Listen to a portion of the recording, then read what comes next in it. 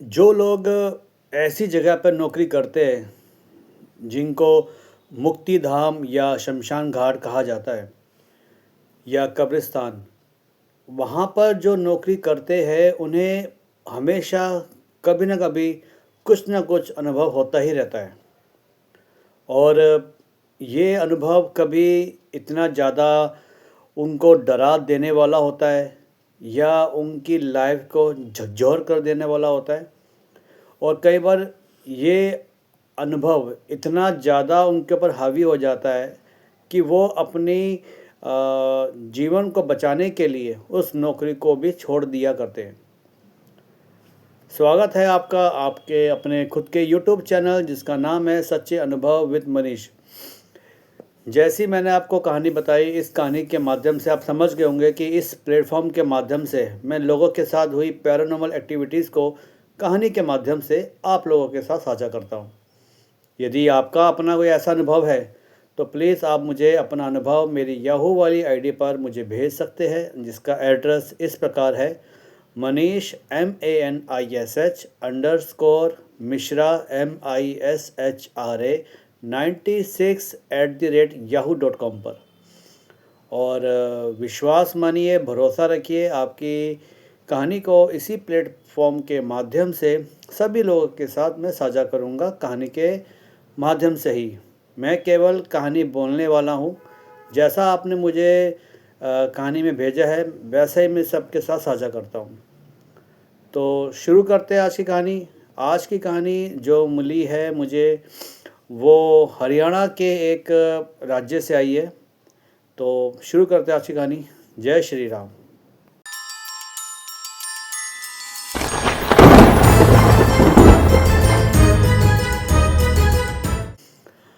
आज की कहानी हरियाणा के रेवाड़ी शहर से आई हुई है, जिसको भेजने वाले का नाम है दीपचंद और इनकी धर्मपत्नी का नाम है गीतांजलि शर्मा।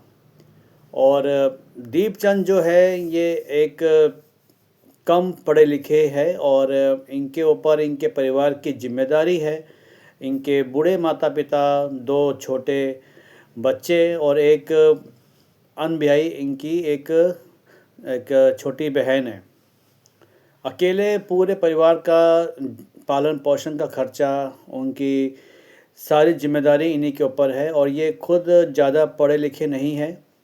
पहले ये ई रिक्शा चलाया करते थे, फिर उन्होंने एक बस में कंडक्टर की जॉब करी। उसके बाद वहाँ पे कुछ मतभेद हो गए थे इनके अपने बॉस से, जो भी कंडक्टर में जहाँ इनकी जॉब लगी थी, तो वहाँ से इनको जॉब छोड़नी पड़ गई। फिर एक जगह ये जब अपने घर आ रहे थे तो पार्क में बैठे हुए थे, तो किसी ने कहा कि उस फलाना जगह में एक जॉब निकली हुई है, फलाना कंपनी फलाना जगह पर। तो जब उन्होंने उसकी बात सुनी तो उन्होंने कहा कि मुझे आप प्लीज़ बताएंगे कहाँ पर नौकरी निकली हुई है, क्योंकि मैं बहुत ज़्यादा परेशान हो रहा हूँ। तो उन्होंने कहा कि नौकरी किसी कंपनी में नहीं है। एक्चुअली एक शमशान घाट में एक चौकीदार की वहाँ पे ज़रूरत है। और आए दिन वहाँ पे जो चौकीदार है वो जॉब छोड़ के चले जाते, इसलिए वहाँ पर एक चौकीदार चाहिए। तो इन्होंने कहा कि मुझे कोई दिक्कत नहीं है, मैं वहाँ पर चौकीदारी के जो काम है उसको करने के लिए मैं तैयार हूँ। तो इन्होंने बोला ठीक है, जो जहाँ इनका रेवाड़ी था वहाँ के आसपास कोई एक शमशान घाट है। तो उनको बताया गया कि आप उस शमशान के जो मालिक है उनके पास जाके अपनी अर्जी दे दीजिए नौकरी की। तो ये वहाँ जाते हैं। तो वहाँ पे जो उनका मालिक होता है शमशान का, वो कहता है कि आपकी जो नौकरी है वो नौकरी आपको रात की नौकरी होगी, दिन में आपका काम नहीं होगा, रात में नौकरी आपको करनी होगी। और कभी कभी ऐसा भी होगा कि आपको 2 टाइम में या 2 शिफ्ट में आपको नौकरी करनी पड़ जाए। आपको तनख्वाह अच्छी मिलेगी, अगर 2 शिफ्ट में करोगे तो आपका पैसा डबल दिया जाएगा। इन्होंने बोला ठीक है। जो तनख्वाह इनको बताई गई वो ठीक ठाक थी इनके परिवार को चलाने के लिए। तो इन्होंने अपने घर में जाके बताया कि मेरी एक नौकरी लगी है, लेकिन वो शमशान घाट के चौकीदार के रूप में लगी हुई है। तो इनके घर वालों ने कहा कि ठीक है बेटा, अब क्या करें, परिवार को चलाने के लिए रुपया पैसा तो चाहिए। तो ये तैयार हो जाते घर वाले भी, और ये अगले दिन से उस शमशान में जाते। पहले तो अपने कुछ डॉक्यूमेंट जमा करते हैं, फिर इनके डॉक्यूमेंट वेरिफिकेशन होने के बाद इनका मालिक इनको रात को ड्यूटी पे बुलाता है। रात के 8 बजे से सुबह के 8 बजे तक इनकी ड्यूटी है। तो ये जाते हैं। पहला दिन इनको बताया जाता है कि आपको केवल गेट पर बैठना है, और अगर रात में इन केस कोई अंतिम क्रिया के लिए कोई आता है तो उसकी आपने पूरी एंट्री करनी है, उनका नाम लिखना है, सब कुछ आपने उनका बही खाता रखना है। और एक साथ में एक कक्ष रखा हुआ है, एक कमरा है, सॉरी एक कमरा है उसके अंदर, उसमें अर्थियाँ लिखी हुई है, अर्थी नहीं वो सॉरी वो जो फूल चुनते हैं वो वहाँ पर कुछ किसी लोगों के पड़े हुए हैं, तो उनका रिकॉर्ड आपको यहाँ पर रखना है। इन्होंने बोला कि ठीक है मैं सब काम कर लूँगा। तो इनके मालिक ने कहा कि रात को अगर कोई अजीब सी आवाज़ें आती है तो आपको उस पर ध्यान नहीं देना, आपको केवल अपने काम पर ध्यान देना है। तो जब उन्होंने ये बात सुनी तो थोड़ा डर से गए, भय पैदा हो गया। तो उन्होंने सोचा कोई बात नहीं, मैं आखिर गेट पे मेरी ड्यूटी है और गेट पे ही मैं बैठा रहूँगा। इनको एक चेयर दे दी गई, एक टॉर्च दे दी गई, और एक सीटी दे दी गई बजाने के लिए, और एक डंडा इनको दे दिया गया, और वर्दी दे दी गई कि आपकी ड्यूटी इस गेट के पास रखी हुई है, आप यहाँ पे आप जॉब करेंगे। शुरू के पहला दिन जब निकलता है सब कुछ नॉर्मल होता है। अगले दिन जब इनकी ड्यूटी की टाइमिंग शुरू होती है, ये पहुँच जाते हैं 8 बजे, और जब समय रात के 12 बजे जब यहाँ पर समय शुरू होता है, तो इनको बताया गया था इनके मालिक ने कि आपको वहाँ पर कुछ भी मीठा नहीं खाना, जो भी खाना है घर से खा के आना है या घर जाके खाना है। यहाँ पे आपने कुछ मीठा नहीं खाना, किसी प्रकार की कोई सफ़ेद चीज़, कोई मीठा आपको यहाँ नहीं खाना। तो इन्होंने बोला ठीक है जैसा आपका आदेश। तो अब इनको क्या हुआ कि रात को 12 बजे के आसपास इनको थोड़ी सी भूख सी लग गई, तो उन्होंने अपने टिफ़िन बॉक्स में से एक रोटी निकाली और उनको खाना शुरू करा। तभी ये कहते हैं कि मुझे एक बच्चे की रोने की आवाज़ सुनाई दी शमशान घाट के अंदर से ही। तब इन्होंने देखा कि बच्चा की जो आवाज़ आ रही है वो कहाँ से आ रही है, क्योंकि उस समय शमशान में इनके अलावा और कोई नहीं है, क्योंकि ड्यूटी इन्हीं को दी गई है। पूरे शमशान में अकेले यही बैठे एक चौकीदार। तो जब ये उसकी आवाज़ सुनते हैं बच्चे की, तो पूछते हैं कौन है और कहाँ से आप रो रहे हो, कौन है। लेकिन बच्चे की आवाज़ मतलब कि और तेज़ होनी शुरू हो जाती है, वो और ज़ोर ज़ोर से रोना शुरू कर देता है। और जब वो देखते हैं कि बच्चे की आवाज़ और ज़्यादा ज़ोर से आ रही है, तो ये उस दिशा की ओर जाते हैं जिस दिशा से बच्चे की आवाज़ आती है रोने की। ये वहाँ जाते हैं तो देखते हैं कि वहाँ पर कुछ भी नहीं है, खाली आवाज़ आ जा रही है रोने की। तो इन्होंने वापस अपनी सीट पे आके बैठते हैं कि और फिर बोलते हैं भगवान कौन है ये, क्या हो रहा है यहाँ पर। और इनको ये याद है कि अगले जब उन्होंने पहले दिन जब जॉब ज्वाइन करी थी, तो इन्होंने देखा था कि एक बच्चे की शव को वहाँ पर लाया गया था और उसको वहाँ पर दफनाया गया था, और उसी कब्र की ओर से ये आवाज़ें आ रही थी। तो इनको कुछ डर पैदा होना शुरू हो गया। भाई इंसान का जो मन है वो कई विचार आपके अंदर पैदा करता है कि ये कौन है, भूत है, प्रेत है, क्या है। तो अब उन्हीं विचारों में ये काफ़ी उलझ से गए और डर इनको लगना शुरू हो गया कि यहाँ पर ये सब चीज़ें क्या हो रही है। फिर थोड़ी देर बाद देखते हैं कि जो आवाज़ आ रही थी उस ओर से एक ना हल्का सा एक बच्चे जितनी हाइट का कोई इंसान आ रहा था। भले बच्चा मान के चलो 8 साल का या 6 साल का जो भी होगा, उसकी जितनी हाइट होती है 3.5 या 4 फुट, उतनी हाइट का एक इंसान इनके पास चलता हुआ आ रहा था और रोता हुआ आ रहा था।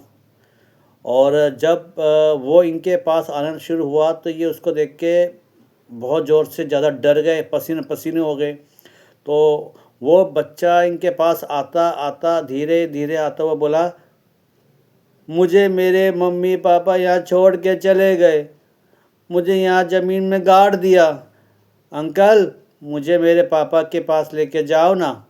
तो वो जब ऐसा उसने बोला तो वो जो चौकीदार था वो बहुत ज़्यादा डर गया। उसने अपना जो डंडा जो दे रखा था उस डंडे से उठा के बोला, हटो यहाँ से, हटो यहाँ से। और जब वो टॉर्च उन्होंने उठाई और उसके मुंह पे मारी टॉर्च की रोशनी, तो कहते हैं उस बच्चे का केवल चेहरा तो था, लेकिन उसके ऊपर आंखें, नाक कुछ नहीं था, बिल्कुल प्लेन, जैसे पुतलों का होता है बिल्कुल वैसा प्लेन था उसका चेहरा। और जब उसको ये देखते हैं वो बच्चा फिर बैठ जाता है घुटनों के बल, और धीरे धीरे धीरे जैसे बच्चे चलते ना, जब बच्चे चलना सीखते हैं घुटनों के बल, वो इनके पास चलता चलता आ रहा था और बहुत ज़ोर ज़ोर से रो रहा था। और ये उसको देख के इतना ज़ोर से डर गए, चीख मारते ज़ोर से और आंखें बंद करके चिल्लाते कि दूर हटो यहाँ से, जाओ यहाँ से एकदम। तो वो एकदम ज़ोर से चीखते हैं और कुछ देर बाद फिर अपनी आंखें बंद करके जब बैठे होते हैं, फिर आँख खोलते हैं तो देखते हैं वो वहाँ से वो बच्चा जा चुका होता है। तो ये बहुत डर जाते हैं और ये अपने पूरे रात भर जगे रहे डर के मारे। इन्होंने हनुमान चालीसा का पाठ किया, अपने साथ ही हनुमान चालीसा रखते थे, ये उसको पढ़ते रहे। और सुबह जब हुई तो इन्होंने अपने मालिक को बताया कि मैंने रात को एक ऐसा अनुभव किया, एक बच्चा सा आ रहा था। तो उन्होंने बोला कि मैंने आपको बोला था ना कि आपको केवल अपने इसी गेट पे बैठना है, किसी भी आवाज़ को आपने उसको इम्पोर्टेंस नहीं देनी है। तो अगले दिन जब ये अपने सुबह होते ही अपने घर जाते हैं, अपने माता पिता, अपनी धर्म पत्नी को ये सब बातें बताते हैं, तो उन्होंने बोला कि बेटा तू ये जॉब छोड़ दे। तो इन्होंने कहा कि कैसे छोड़ दूँ, मेरे ऊपर इतनी जिम्मेदारी है, मुझे सब कुछ देखना पड़ेगा। तो कोई बात नहीं, अगर मैं जॉब छोड़ दूँगा तो फिर कोई और आ जाएगा, उसको भी ये सब देखना पड़ेगा, लेकिन नौकरी तो चाहिए, पैसा तो इंसान को चाहिए चाहिए। तो उन्होंने अपने डर को पीछे रखकर परिवार की जिम्मेदारियों को अपने कंधे पे उठा के अगले दिन वो फिर से जॉब पे जाते हैं।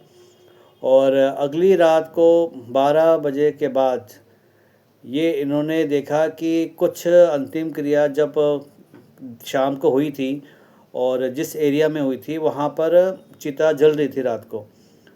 तो 12 बजे के बाद इन्होंने बताया कि उस जगह पर किसी के रोने की आवाज़ें और किसी के हंसने की आवाज़ें, ऐसी इनको आवाज़ें दोनों तरफ से, दोनों ओर इनको आवाज़ें इनको सुनाई देनी शुरू हो गई। कोई रो रहा है, कोई हंस रहा है।